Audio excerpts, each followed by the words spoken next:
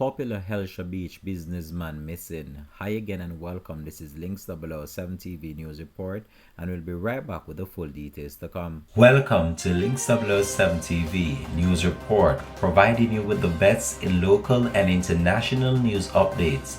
This is a place where you can get the most reliable and informative news information. Links 007 TV News Report. Welcome back and thanks for joining us. This is Links 007 TV News Report. The family of a popular business owner in Hellshire St. Catherine were up to late Saturday still carrying out a desperate search to locate their loved one after he reportedly went missing on Friday.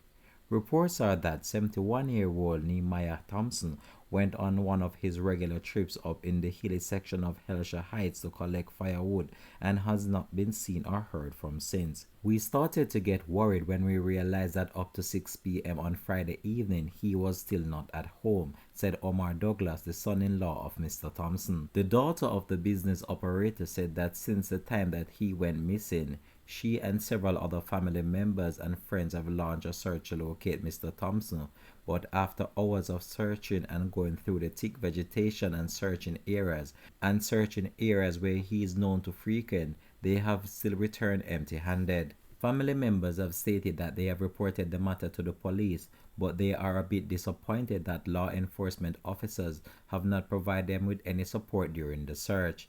Late Saturday, Douglas said that after the search, he is becoming more worried and fearing for the worst. When I sit down and think about the hours that have passed, and he may not have eaten anything, just makes me feel worried, said a family member. The family members vowed to continue the search on Sunday and are still clinging on to some level of hope that the business operator may be found and reunited with his family. Links 007 TV will track this story and provide you with more information to come on this. Thanks for watching.